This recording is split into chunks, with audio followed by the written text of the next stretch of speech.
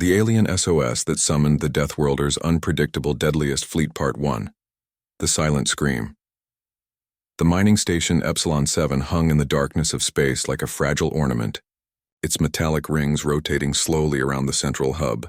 For 17 years, the Velthrian colonists had called this place home, extracting rare minerals from the asteroid belt that surrounded the dying star of System K447. Dr. Myrina Solov had spent most of her adult life here, studying the unique crystalline formations that grew only in this particular region of space. She was a xenogeologist fascinated by the way minerals told stories of cosmic history. Today, those minerals would witness a different kind of history. The first sign of trouble came during the morning shift rotation. Sensors detected something massive approaching from the outer rim of the asteroid field. At first, the technicians thought it was a rogue planetoid, but the object was moving with purpose, changing direction in ways that natural bodies simply did not. Senior Monitor. Kaleth pulled up the long-range scanners, adjusting the resolution to get a clearer image. What appeared on the screen made his 3 hearts stop beating in sync. It was a ship, but unlike any vessel registered in the Galactic Coalition database. The hull was organic, pulsating with bioluminescent veins that glowed sickly green against the black void. It was enormous, easily 5 times the size of Epsilon 7, and it was heading directly toward them. Kaleth's hands trembled as he activated the emergency communication channel. Within minutes, Station Director Venn arrived at the monitoring center, his pale lavender skin turning almost white with fear. They tried standard hailing frequencies. They tried every known language protocol in the galactic database. They even attempted mathematical sequences, the universal language of logic and reason. The ship did not respond. It simply continued its approach, and as it drew closer, they could see smaller objects detaching from its surface. These were not shuttles or exploration pods. They were creatures, hundreds of them, propelling themselves through space with appendages that seemed to violate physics itself. Myrina was in her laboratory when the alarms began screaming. The sound was something she had only heard in drills, a cascading series of tones that meant one thing: catastrophic breach imminent. She dropped the crystal sample she had been examining and ran toward the emergency stations, the corridors filled with panicked Velthrians, their long limbs carrying them in graceful bounds that now seemed desperately slow. Through the transparent sections of the corridor, Myrina saw the creatures attaching themselves to the outer hull, and then she saw what they could do. They cut through the reinforced titanium alloy like it was paper. Their limbs secreted some kind of acid that made the metal bubble and melt, creating entry points within seconds. The station's atmosphere began venting into space, dragging equipment and unfortunate colonists toward the breaches. Emergency bulkheads slammed shut, compartmentalizing the station, but it was too late. The creatures were inside. The Krell swarm had found a new feeding ground. Myrina sealed herself in Laboratory 7 with 12 other scientists. They watched through the observation window as the creatures moved through the station with terrifying efficiency. The Krell were nothing like the civilized species of the galaxy. They stood on 4 legs with 2 additional limbs that served as both weapons and tools. Their bodies were covered in segmented armor that shifted colors to match their surroundings. But it was their heads that haunted Myrina's nightmares afterward. They had faces distorted and alien, but recognizable enough to trigger primal fear. Multiple eyes that tracked movement independently, and mouths that opened in 4 directions to reveal rows of crystalline teeth. Director Venn managed to send out a distress call before the communication array was destroyed. The message was simple and desperate. Mining station under attack by unknown hostile force, casualties mounting, requesting immediate military assistance. The response came within an hour, but it was not what they hoped for. The Galactic Coalition regretted to inform them that no military assets were available in their sector. The nearest Coalition fleet was 3 weeks away. They were advised to attempt diplomatic communication with the hostile force and avoid escalating to violence. Myrina wanted to laugh at the absurdity. Diplomatic communication with creatures that were currently feeding on her colleagues. The Velthrians had no weapons, no soldiers, no concept of organized violence. They were a peaceful species who had evolved on a gentle world with abundant resources. War was something they studied in xenoanthropology courses, a curious aberration that primitive species engaged in before they discovered reason. The Krell did not care about reason. They were hungry, and the Velthrians were food. As the hours passed, the situation grew more desperate. The Krell methodically worked their way through the station, section by section. The survivors retreated to the central core, where the life support systems and emergency bunkers were located. There were 437 Velthrians on Epsilon 7 when the attack began. By nightfall, only 183 remained alive. Mirena held a young intern named Selvix as he died from wounds that should have been treatable. The Velthrians had excellent medical technology, but it was designed for accidents and illness, not for injuries inflicted by predators. In the command center, what remained of the leadership gathered to make a final decision. They could surrender, though none of them believed the Krell would accept. They could try to reach the escape pods, though most had been destroyed or were blocked by the creatures. Or they could do something that went against every principle of Velthrian civilization. They could ask for help from the species everyone feared. 32 years ago, humans had made contact with the Galactic Coalition. Their arrival had been controversial. Earth was what xenobiologists classified as a Class 9 death world, a planet so hostile that most species could not survive there for more than a few hours without extensive protection. Humans had evolved in an environment of constant danger, where predators hunted them and natural disasters reshaped landscapes overnight. They had developed violence not as an aberration but as a survival mechanism. The Coalition had debated for months whether to grant humans membership. They were aggressive, unpredictable, and seemed uncomfortable with the idea of permanent peace. But they were also ingenious, adaptable, and possessed technology that sometimes surpassed even the oldest Coalition members. Eventually, humanity was granted provisional membership, with restrictions on military expansion and mandatory psychological evaluations for all human diplomats. Most species avoided humans when possible. They were unsettling, with their forward-facing predator eyes and their constant need for physical challenge. Human ships were over-engineered, designed to withstand conditions that would destroy any other vessel. Human soldiers trained constantly for wars that never came, maintaining skills that the galaxy considered obsolete. They were relics of a more violent age, tolerated but not welcomed. Director Venn accessed the emergency communication array, bypassing the damaged primary systems. He had one chance to send out an unencrypted broad-spectrum distress call. It would reach every ship within 3 light years, including the human patrol that intelligence reports suggested was conducting exercises in the neighboring system. His hands shook as he composed the message. He knew what he was inviting. He knew the consequences, but his people were dying, and the civilized galaxy had abandoned them. The message was brief. This is Velthrian Mining Station Epsilon 7. We are under attack by hostile biological entities. 437 colonists, 183 still alive. Our defenses are non-existent. The Galactic Coalition has declined assistance. To any species capable of military response, we are begging for help. We are dying. Please, someone, anyone help us. He sent the message and waited. The Krell were breaking through the final barriers. They would reach the command center within hours. Mirena sat with the other survivors in the emergency bunker, holding hands with strangers who had become family through shared terror. They sang traditional Velthrian songs, trying to find comfort in familiar melodies. Outside, they could hear the creatures moving, searching, hunting. Then something changed. The station's damaged sensors picked up new contacts entering the system. Ships moving faster than anything the Velthrians had ever seen. They were not Coalition vessels. The profiles were all wrong, too aggressive, too heavily armed. Director Venn pulled up what remained of the visual scanners and felt something he had not experienced since childhood. Hope mixed with primal fear. The human fleet had arrived.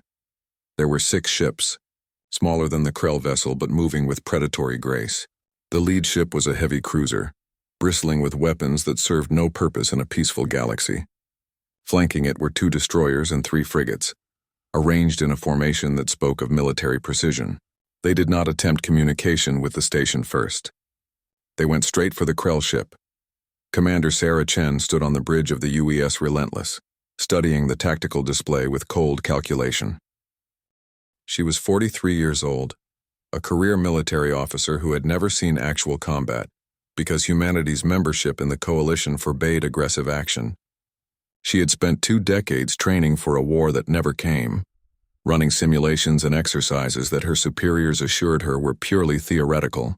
Today, theory became reality. Her executive officer, Lieutenant Commander James Park, pulled up the analysis of the hostile vessel. The computer was trying to classify it, running through databases of known species and ship designs. Nothing matched. Whatever these things were, they were not part of the civilized galaxy. That made the decision simpler. The Coalition's restrictions on human military action applied only to conflicts with member species. These creatures had no protection under galactic law. Sarah opened a channel to her fleet. Her voice was calm, controlled, the voice of someone who had waited her entire career for this moment. All ships, this is Relentless Actual. We have a civilian station under attack by unknown hostiles. Our mission is simple. Eliminate the threat and extract survivors. The enemy vessel is larger and possibly better armed, but we have speed and coordination. Remember your training. Remember why we train. Today we show the galaxy what humans do best. We protect those who cannot protect themselves. All ships, weapons free. Execute attack pattern Sierra 7. The human fleet split apart, moving with synchronized precision that seemed almost choreographed.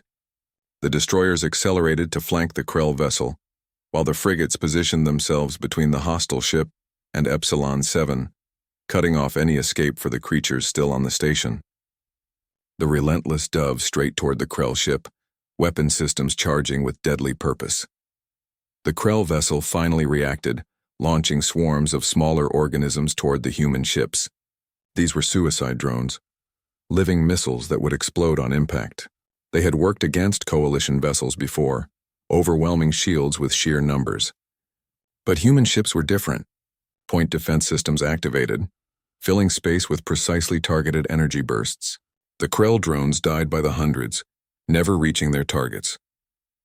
Sarah watched the battle unfold with professional detachment.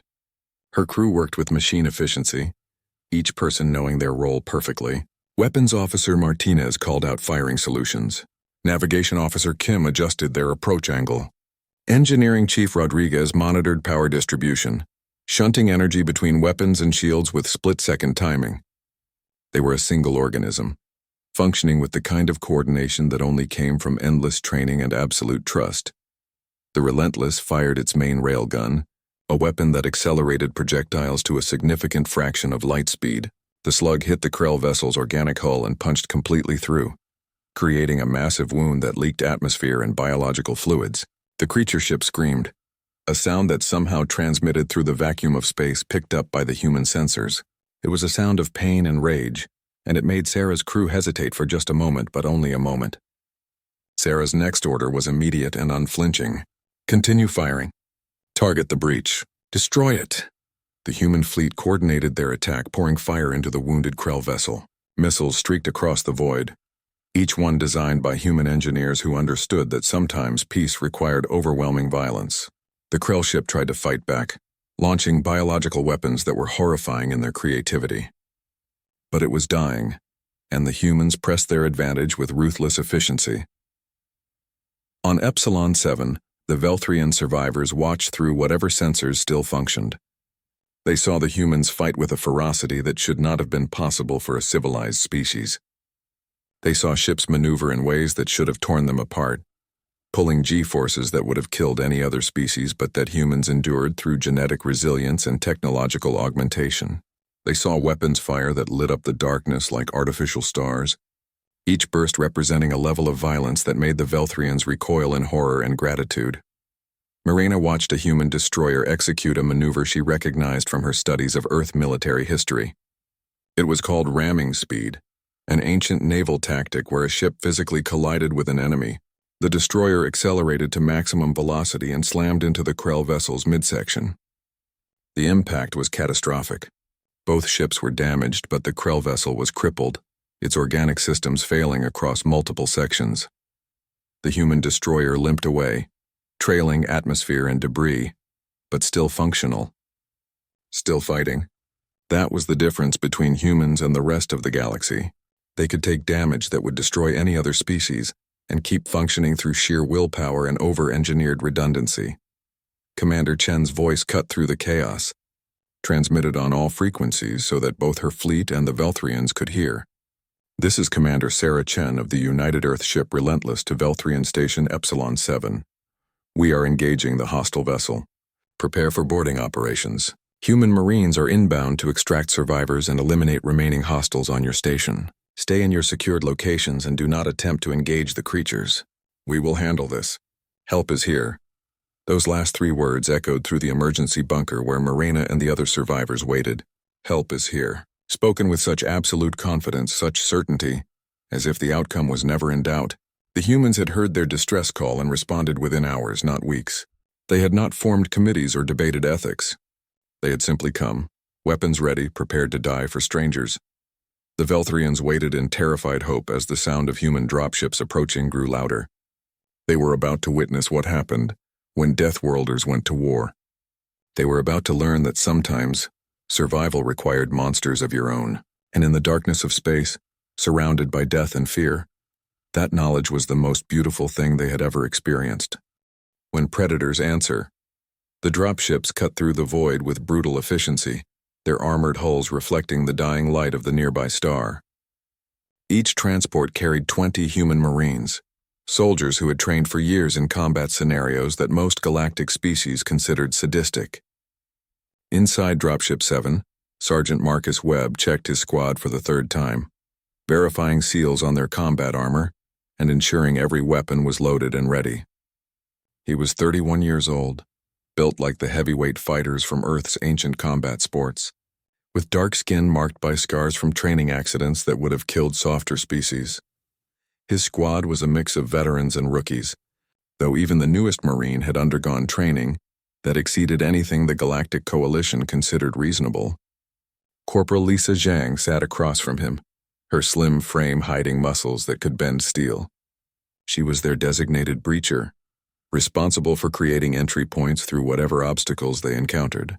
Next to her was Private First Class David Okonkwo, a massive man from the Nigerian territories who carried the squad's heavy weapons platform like it weighed nothing. The youngest member was Private Amy Rodriguez, barely 20 years old but already showing the cold competence that marked true soldiers. She had graduated top of her class in urban combat, which meant she could fight in close quarters with lethal efficiency. The rest of the squad filled out the dropship, each person a specialist in their own right, each one ready to do violence in defense of people they had never met. Marcus opened a channel to his squad. "Listen up. The station is compromised. Hostiles are biological, possibly hive-minded based on their attack patterns. They're fast, they're strong, and they don't negotiate. Our mission is to reach the central bunker where survivors are holed up, extract them, and eliminate any threats we encounter. Rules of engagement are simple. If it's not Velthrian and it's moving, we kill it." Questions? No one spoke. They had drilled for scenarios like this countless times. The only difference was that today the ammunition was real, and the enemy could actually kill them. For soldiers raised on stories of Earth's violent history, this was the moment they had all been waiting for, even if none of them would admit it out loud. The dropship shuddered as it made contact with Epsilon 7's docking port. The pilot, Lieutenant Sarah Kim, was one of the best in the fleet, capable of landing in conditions that would make other species abort the mission entirely. She brought them in perfectly, magnetic clamps engaging with solid clicks that resonated through the hull. "You're docked," she announced. "Sensors show multiple hostiles in the immediate area. You're going into a hot zone." Marcus smiled behind his helmet. "Hot zones were where humans operated best. Copy that. Keep the engine warm.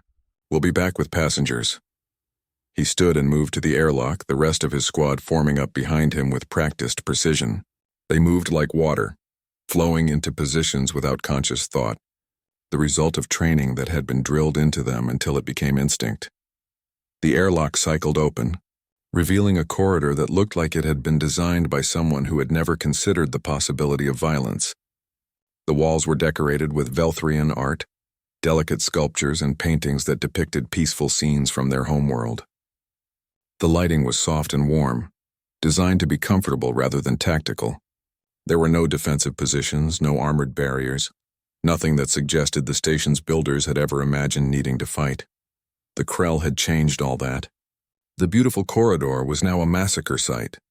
Bodies lay where they had fallen, Velthrian colonists who had died trying to run from predators they could not fight. The walls were scarred with acid burns where the creatures had cut through obstacles. Blood, both red and the pale blue of Velthrian physiology, pooled on the floors in sticky patches. The air smelled of death and something else, something organic and wrong that made Marcus's combat instincts scream danger. "Contact front," Zhang said calmly. Her helmet's targeting system had picked up movement at the far end of the corridor.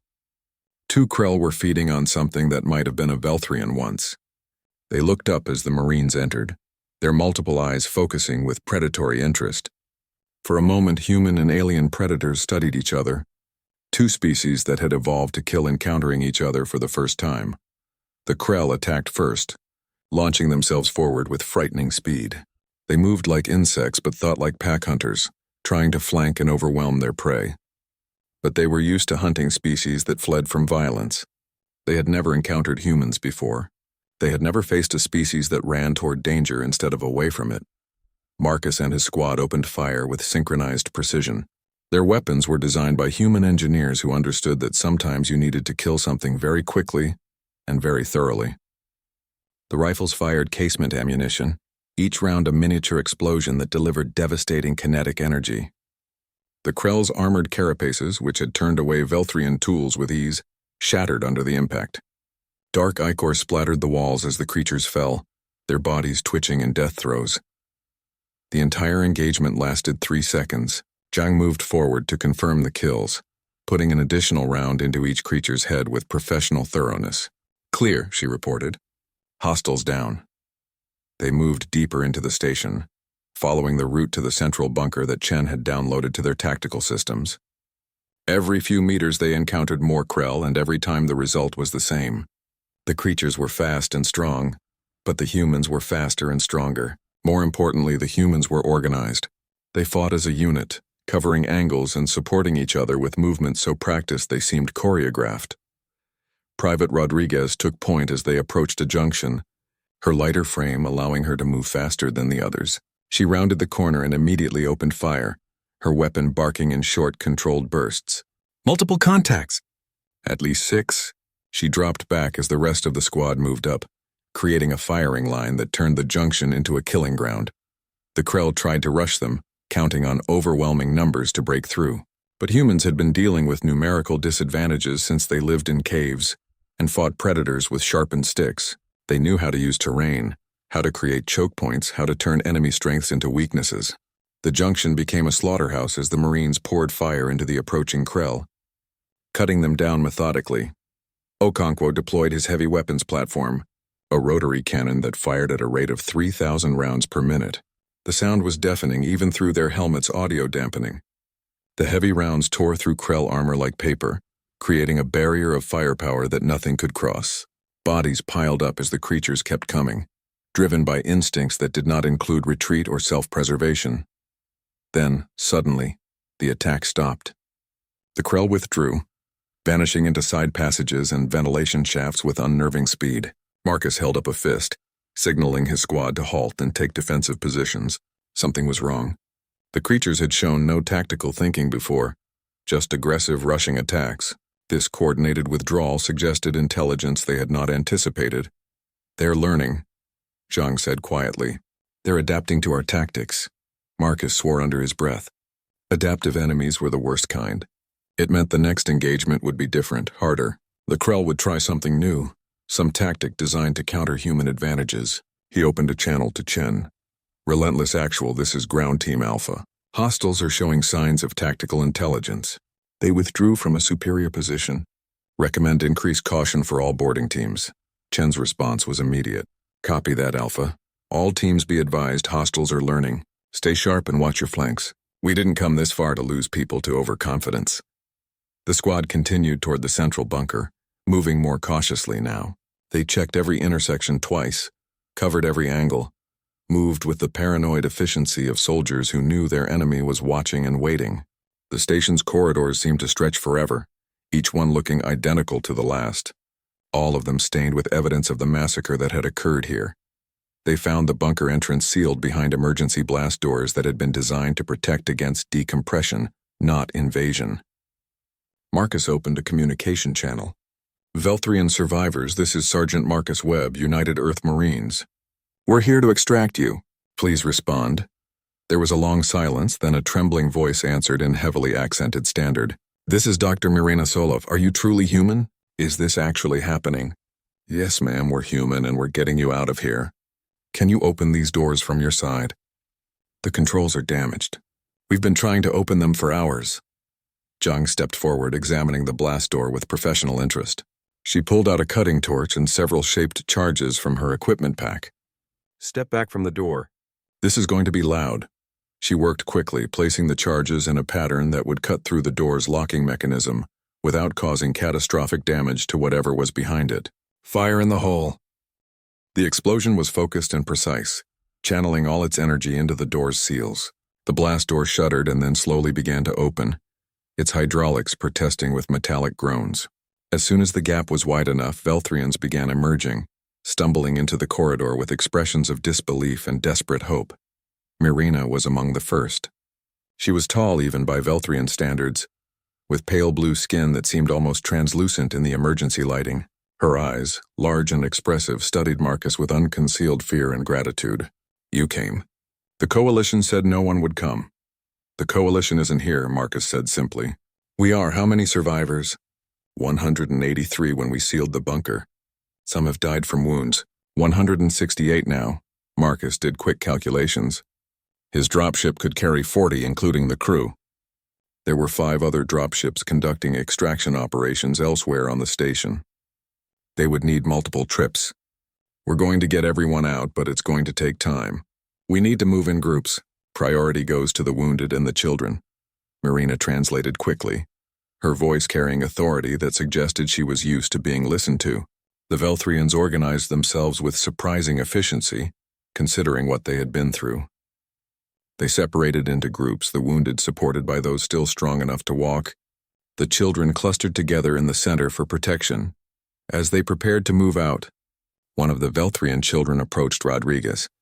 The child was small, maybe equivalent to a human 10-year-old with features that were delicate even for his species. Are you going to keep us safe? He asked in surprisingly good standard. Rodriguez knelt down to his level, her armored form still intimidating despite the gesture. Yes, that's our job. We protect people who can't protect themselves. You don't have to be scared anymore. But the creatures are still here. What if they come back? Rodriguez smiled behind her helmet, hoping the child could hear it in her voice. Then we'll kill them. That's what humans do. We're very good at it. The child studied her for a long moment, then nodded with a solemnity that seemed beyond his years. Thank you for being good at killing. The extraction began with Marcus's squad forming a protective ring around the first group of Velthrians. They moved slowly, accommodating the civilians' pace, but their weapons never stopped scanning for threats. The Krell were out there somewhere, watching and waiting. Marcus could feel it. That primitive instinct that humans had developed over millions of years of being both predator and prey. They were halfway back to the dropship when the Krell attacked again, but this time they used tactics. The creatures didn't rush blindly down the corridors. Instead, they used the ventilation system, dropping from ceiling hatches and rising from floor panels in a coordinated ambush. They had studied the humans, learned from their previous defeats, and adapted their strategy. But humans had been dealing with adaptive predators since before they discovered fire. Marcus's squad reacted instantly, forming a defensive circle around the civilians with overlapping fields of fire. Okonkwo's heavy weapon created a barrier of destruction on one side, while Zhang and Rodriguez covered the other. Marcus directed fire with calm precision, calling out targets and coordinating movements. The Krell had learned, but so had the humans.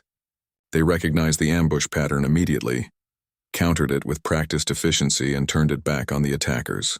The creatures had expected panic and chaos.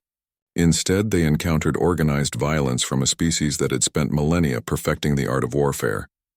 The ambush collapsed. The Krell withdrew again, leaving behind dead that the Marines stepped over without pausing. The Velthrians in the center of the formation were crying, some from relief, others from horror at the violence they had witnessed. But they were alive, and that was all that mattered. They reached the dropship without further incident. Kim had kept the engines running, ready for immediate departure. The Velthrians filed in, cramming into spaces designed for cargo as much as passengers. Marina was the last to board, pausing at the ramp to look back at Marcus. "Why did you come?" she asked. "Your species barely knows us. The Coalition said humans were dangerous, that we should avoid you, but you risked your lives for us. Marcus considered the question. It was something he had thought about during the long trip to Epsilon 7, during the hours of preparation and the minutes of combat. Why did humans do this? Why did they run toward danger when every other species ran away? Because someone had to, he said finally. Because you called for help and we could answer. Because leaving people to die when we could save them isn't something humans do. We're dangerous, yes. We're violent. We're everything the Coalition fears. But we're also the species that will cross half the galaxy to save strangers. Both things are true. Both things are human. Marina's eyes filled with tears, the pale blue liquid tracking down her cheeks. Thank you. Your words give me hope for the future. Keep that hope. You're going to need it. Now get in the dropship. We're not done yet. The dropship lifted off with its cargo of survivors, leaving Marcus and his squad to continue their mission. There were still 4 more groups to extract, still hundreds of Krell to eliminate, still a battle to win. But for the first time since they arrived, Marcus felt certain they would succeed. The humans had answered the call and they would see this through to the end, no matter the cost. On the bridge of the Relentless, Commander Chen watched the tactical display as her Marines systematically cleared the station. Each section that turned from red to green represented lives saved and threats eliminated. The Krell mothership was crippled and dying, its biological systems failing across all decks. Her fleet had taken damage, but nothing critical. They had done the impossible, responding to a distress call that everyone else had ignored and actually succeeding. But Chen knew the real battle was just beginning. The combat was the easy part. The hard part would come later, when the Galactic Coalition demanded explanations for human military action taken without authorization. When they tried to punish humanity for doing what was right.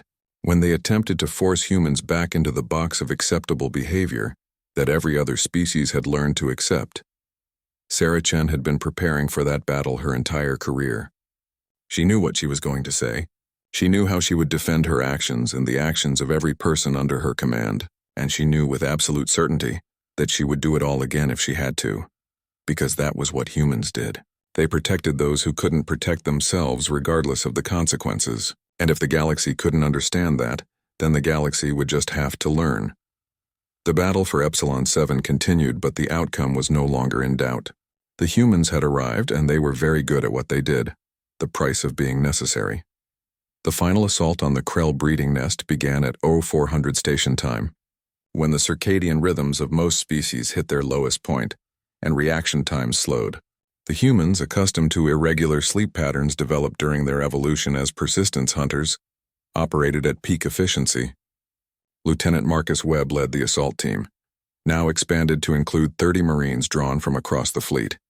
They had one mission: locate the breeding nest deep in the station's lower levels and destroy it completely.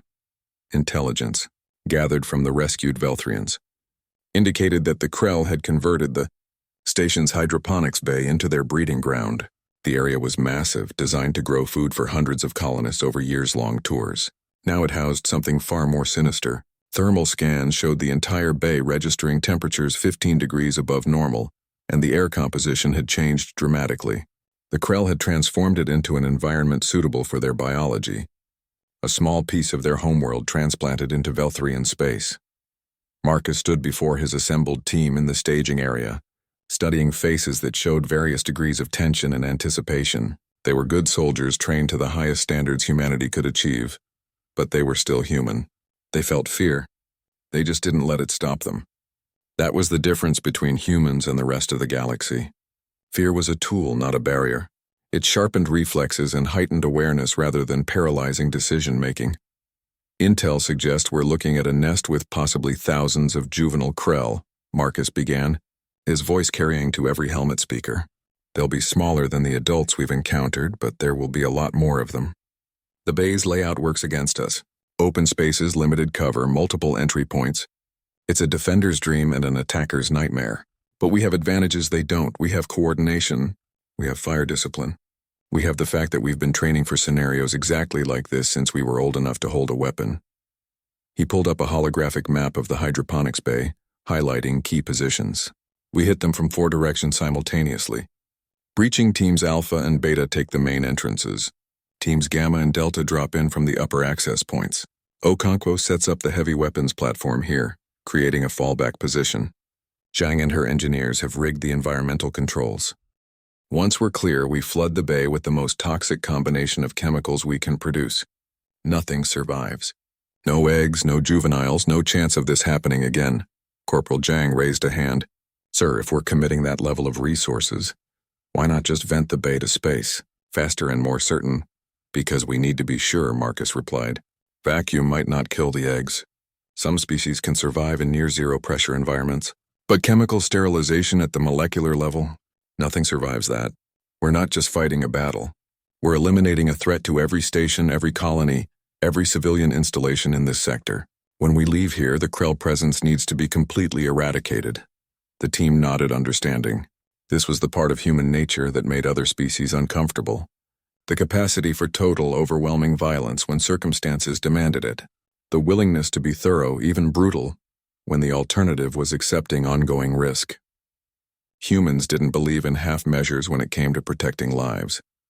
They moved out in silence, their armor's sound dampening technology, making them nearly invisible to acoustic sensors. The station's corridors were clear now. The initial Krell assault had been driven back, their numbers severely depleted by human firepower. But the nest remained, and with it the possibility of regeneration. Krell reproduced rapidly when resources were abundant, and they had been very well fed. As they approached the hydroponics bay, Marcus noticed something unusual. The walls were covered in a substance that looked like dried saliva, mixed with partially digested organic matter. The Krell had been marking territory, claiming the station as their own. It was a behavior that suggested more intelligence than they had initially credited to the species. These weren't mindless animals. They were thinking, planning, adapting. That made them more dangerous, but it also made their elimination more justified. The breach team stacked up on the main entrance, a heavy door designed to maintain atmospheric separation between the bay and the rest of the station. Zhang placed cutting charges with practiced precision, her movements economical and efficient. Through the door they could hear sounds that made primitive human instincts scream warnings. Chittering, scraping, the rustle of thousands of bodies moving in confined spaces. All teams report ready status. Marcus commanded quietly. Alpha team ready. Beta team ready. Gamma in position. Delta standing by. Marcus took a deep breath, centering himself for what came next. This was the moment that defined soldiers. The instant where training became reality and theory transformed into action. He thought about the Velthrian children they had rescued. The scientists who had survived only because humans had ignored galactic protocol and answered a distress call. He thought about the 23 Marines who had died during the initial assault on the Krell mothership. Good people who would never go home. He thought about Lieutenant Rachel Kim, the pilot who had stayed at her controls even as her destroyer was being torn apart, ensuring her Marines could evacuate before the ship's final plunge. Execute, he said calmly. The charges detonated simultaneously at all 4 entry points. The doors blew inward and the assault teams poured through into a nightmare made real. The hydroponics bay had been completely transformed. What had once been rows of carefully maintained plants was now a writhing mass of Krell juveniles. They covered every surface, climbing over each other in dense layers that moved like a single organism. The walls were coated in organic material that pulsed with bioluminescent patterns. At the center of the bay, surrounded by her offspring, was the Krell Queen. She was massive, easily 3 times the size of the warriors they had been fighting. Her body was segmented, with each section serving a different biological function. The lower segments were rooted to the floor, drawing nutrients from the station's recycling systems. The middle sections were covered in egg sacs, each one containing dozens of developing Krell. Her upper body was mobile, with multiple limbs that could serve as weapons or tools. Her head, disturbingly expressive for something so alien, turned toward Marcus with what looked like recognition. Then she screamed, and every juvenile in the bay responded. They came at the humans in a wave of chitin and claws, driven by instincts older than thought. But humans had instincts too, developed over millions of years of fighting for survival against creatures that wanted to eat them. The humans opened fire with coordinated precision that turned the bay into a killing ground. Okonkwo's heavy weapons platform roared to life, cutting lanes through the juvenile swarm with devastating efficiency. The rotary cannon fired depleted uranium rounds designed to penetrate armored vehicles. Against juvenile Krell, Each round passed through multiple bodies before its energy was spent. Casings ejected in a continuous stream, ringing against the deck plating like metallic rain. Rodriguez moved with the grace of a dancer and the efficiency of a machine, her rifle firing in short, precise bursts that conserved ammunition while maintaining maximum effect. She had trained in close-quarters combat since she was 16, learning techniques developed over centuries of human warfare. Every movement was purposeful, every shot placed exactly where it needed to be. She was beautiful in the way that apex predators are beautiful, deadly and perfectly adapted to her environment. Private David Okonkwo held the critical fallback position, his massive frame anchoring the defensive line. Juveniles threw themselves at his position in endless waves, and his weapon cut them down without pause. His face showed no emotion, just the calm focus of someone performing a necessary task. He had grown up in a refugee camp, protected by peacekeepers who couldn't always protect everyone. He had seen what happened when good people had no one to defend them. That memory drove him now, turned him into an immovable barrier between the Krell and the rest of humanity. Marcus led the assault on the Queen herself, knowing that while the juveniles were dangerous, she was the true threat. As long as she lived, she could reproduce, could rebuild the swarm, could threaten other stations and colonies. She had to die, and it had to be permanent. He advanced with 3 other Marines, their armor scarred and dented from previous encounters but still functional. Human engineering built things to survive. The Queen tried to stop them with psychic attacks, projecting fear and confusion directly into their minds. It was the ability that had worked on Velthrians and other peaceful species, overwhelming their limited capacity for aggression. But humans had evolved while being hunted by creatures with teeth and claws. They had developed brains that could function while terrified, that could make rational decisions while every instinct screamed to flee. Marcus felt the Queen's psychic assault as a pressure behind his eyes, uncomfortable but manageable. He pushed through it and kept advancing. Zhang reached the Queen's root system first, placing demolition charges with the careful precision of an artist creating a masterpiece. She had studied structural engineering at the Academy, learning not just how to build things but how to take them apart. The charges were positioned to sever the Queen's connection to the station's systems, while simultaneously destroying her reproductive organs. When they detonated, the Queen's lower body would literally fall apart. The Queen understood what was happening. She tried to crush Zhang with one of her massive limbs, bringing it down with force that would have pulverized steel. But Rodriguez was there, pushing Zhang out of the way and taking the impact on her armor's shoulder plate. The armor cracked but held, designed to survive exactly this kind of punishment. Rodriguez rolled away, came up firing, and put 3 rounds into the Queen's limb joint. Dark ichor sprayed across the deck as the Queen's limb went limp. Charges set. Chang yelled over the combat net. 30 seconds to detonation. All teams fall back to safe positions. The Marines retreated in good order, maintaining fire discipline and covering each other's movements. They had practiced this scenario countless times, the fighting withdrawal under pressure. They moved like water, flowing around obstacles and supporting each other instinctively. The Krell juveniles tried to swarm them, but human armor and human firepower created a barrier that couldn't be breached. 23 seconds. Okonkwo was the last to fall back, his heavy weapon still firing as he physically walked backwards toward the exit. Casings poured from his weapon in a continuous stream, and his targeting computer struggled to keep up with the number of threats. He had fired over 15,000 rounds since the breach began. The weapon's barrel was glowing cherry red from heat, but it kept functioning because human engineers over-designed everything. 15 seconds. Marcus reached the doorway and turned to make a final count. All his people were moving. No one was down. No one was left behind. That was the human way. You didn't leave people behind ever for any reason. It was a principle that every human child learned before they could read. You protected your own. You fought for each other. You came home together or you didn't come home at all. 10 seconds. The Queen screamed again, and this time Marcus heard something in the sound that transcended species boundaries. She knew she was dying. She knew her hive was being destroyed. She understood that the humans had won. That understanding seemed almost human in its clarity. And for just a moment Marcus felt something like sympathy for her. She was a mother defending her children after all, but then he thought about the Velthrian children she had tried to eat and the sympathy vanished.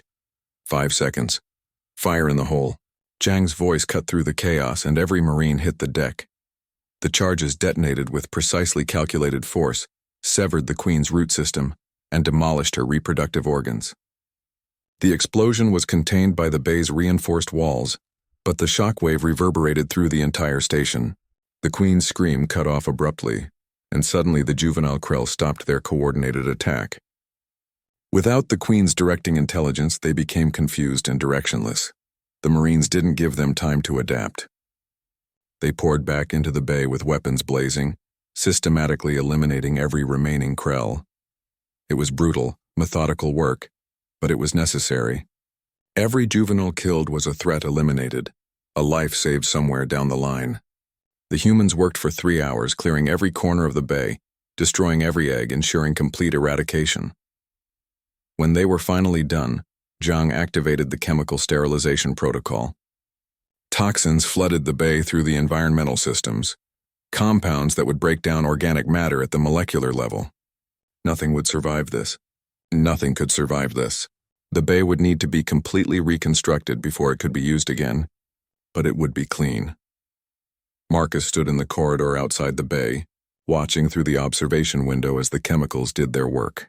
His armor was cracked in 7 places. His weapon had overheated twice. His body ached from impacts and exertion, but they had won. The Krell nest was destroyed, the station was secured, and 168 Velthrians were alive because humans had decided to help. Commander Sarah Chen arrived with a medical team, her face showing the strain of 20 hours of continuous command. Status report? Mission accomplished, ma'am. The nest is completely destroyed. No survivors. Chemical sterilization is in progress. This station is clear of Krell presence. Chen nodded, then did something unexpected. She put a hand on Marcus's shoulder, a gesture of respect between equals rather than commander to subordinate. You did good work here, Sergeant. Your people did good work. 23 Marines died taking that mothership. Your team made sure their sacrifice mattered. Marcus felt the weight of those losses settle on him again. 23 names he would carry for the rest of his life. 23 families who would receive folded flags and official condolences.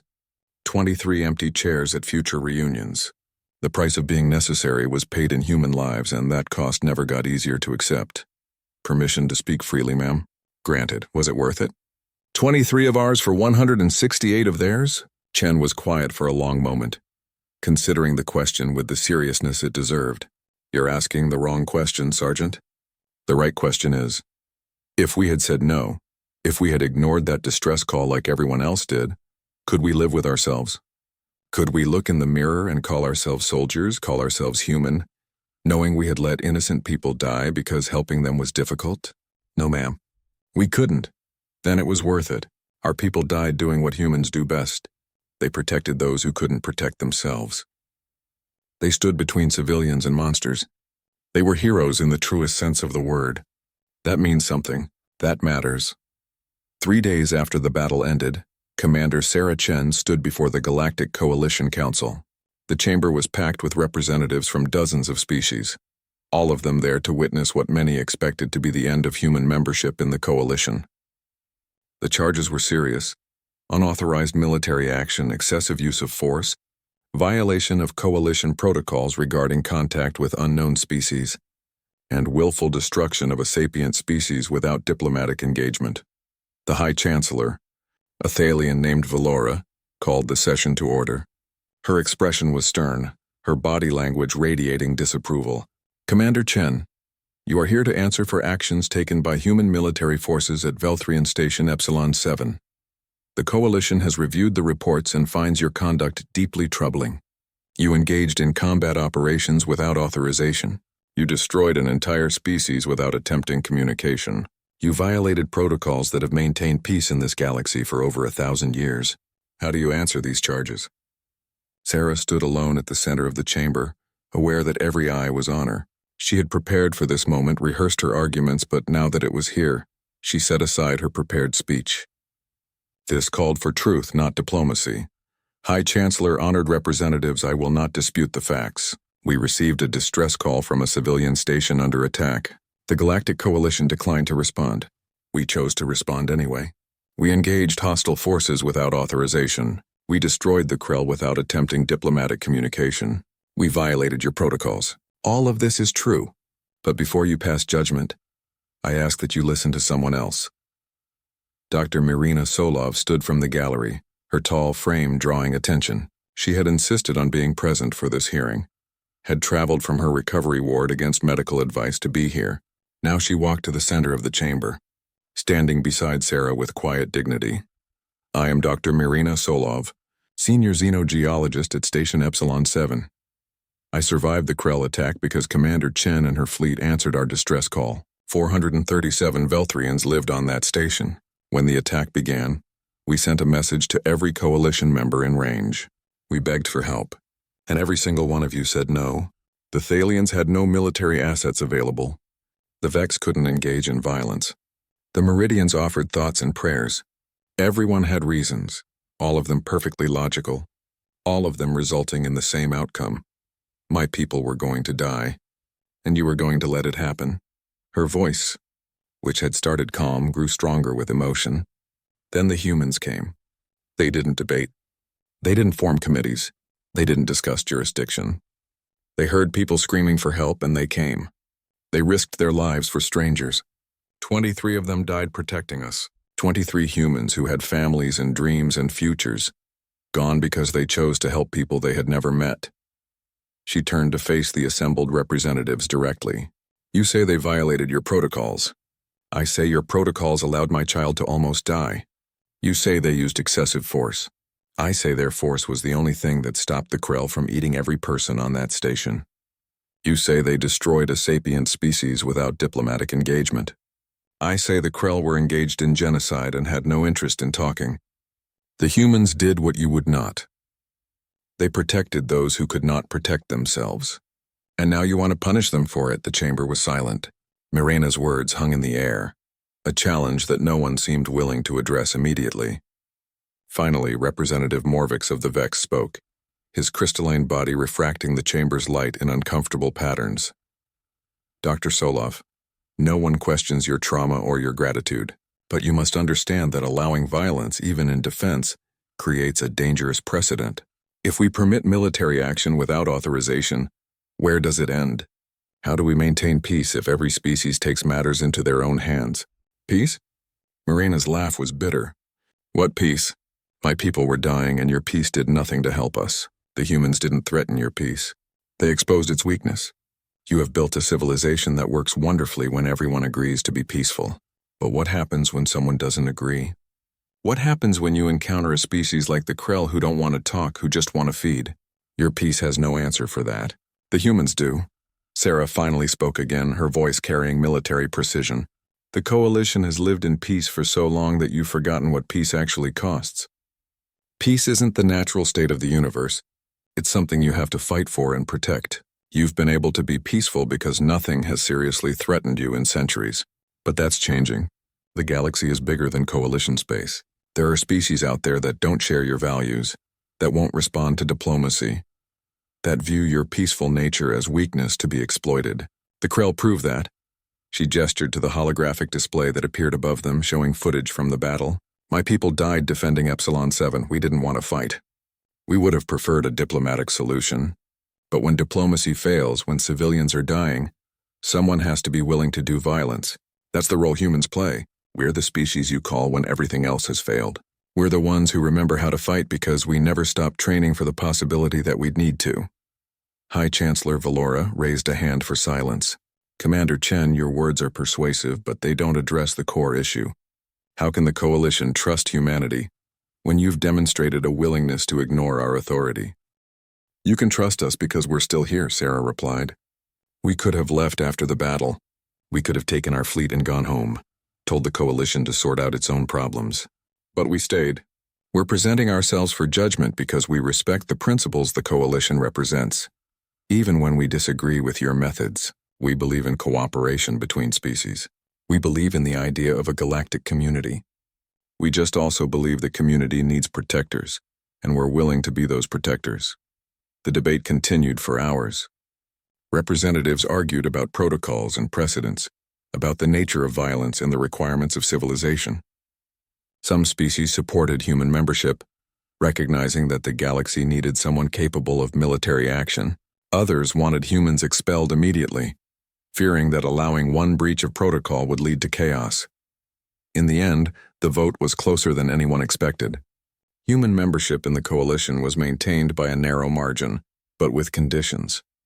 Human military forces would be allowed to operate independently in emergency situations, but would face review afterward. Humans would be permitted to maintain their defensive capabilities, but were forbidden from aggressive expansion. They would serve as the coalition's defenders of last resort, the species called when diplomatic solutions failed. Sarah accepted the conditions with professional grace, knowing they could have been much worse. As the session adjourned, several representatives approached her quietly, asking for private meetings to discuss security arrangements for their own territories. The public vote might have been close, but in private, everyone understood the new reality. The galaxy had remembered that peace required more than just good intentions. Sometimes it required someone willing to fight. Dr. Marina Solov found Sarah after the session, her expression showing exhaustion and relief. "Thank you. For everything. For saving us, for defending your actions, for not backing down."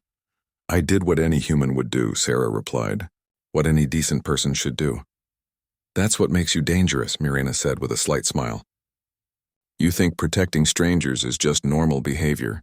The rest of the galaxy hasn't thought that way in centuries. We've forgotten how to be dangerous. But humans never forgot. You're predators who chose to protect prey. That combination terrifies people. Good. Fear keeps people honest. As long as they're a little bit afraid of us, they'll remember not to threaten the innocent. Because if they do, humans will come, and we're very good at what we do." 6 months after the battle, a memorial was dedicated on Earth for the 23 Marines who died during the Epsilon 7 operation. Their names were carved into stone, along with the names of the 168 Velthrians they died protecting. The memorial's inscription was simple. They answered the call when no one else would. They fought so others could live. They were human. Marcus attended the ceremony along with surviving members of his squad. They stood in dress uniforms bearing scars and prosthetics from wounds that had healed, but not disappeared.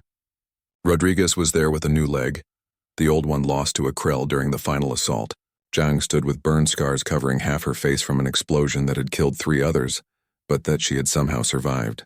Okonkwo was absent, still recovering in a military hospital from injuries that would take another year of surgery to fully repair.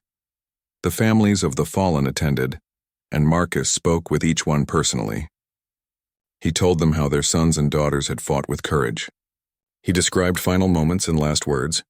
He tried to give them some comfort, though he knew words were poor substitutes for the people they had lost. But he owed them this. He owed them the truth of what their loved ones had accomplished. A delegation of Velthrians attended as well, led by Dr. Solov. They had traveled to Earth specifically for this ceremony, wanting to honor the humans who had saved them. Solov approached Marcus during the reception, her large eyes showing emotions that translated across species boundaries. "I wanted you to know that we're building a memorial on Velthrin as well," she said. "A place where our people can remember what happened at Epsilon 7 and honor those who saved us. Your names will be there, all of you, human and Velthrian together, so that we never forget what you did for us." Marcus nodded, not trusting himself to speak. The cost of being necessary was measured in names carved on memorials and families forever changed. But the alternative was unthinkable. If humans hadn't responded, if they had let fear or protocol or convenience keep them from acting, then all those Velthrians would be dead and the galaxy would be a darker place.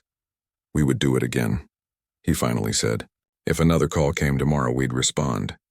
That's what humans do. We protect people. It's who we are." "I know," Solov replied.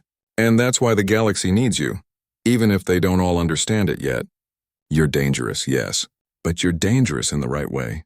You're the predators who hunt other predators, the monsters who fight monsters, and that makes you the most necessary species in the galaxy." As the sun set over the memorial, casting long shadows across the carved names, Marcus thought about the future. The galaxy had changed. Humans had proven themselves not just as warriors but as protectors. Other species would call on them again, would ask for help when situations became desperate. And humans would answer, because that was the burden they had chosen to bear. The price of being necessary was paid in blood and loss. But the alternative was allowing innocents to die while having the power to save them. And no human could live with that. So they would continue training, continue preparing, continue being the species that ran toward danger instead of away from it. Because in a galaxy that had forgotten how to fight, someone needed to remember. Someone needed to stand between civilians and monsters. Someone needed to be willing to pay the price of being necessary, and humans would always answer that call.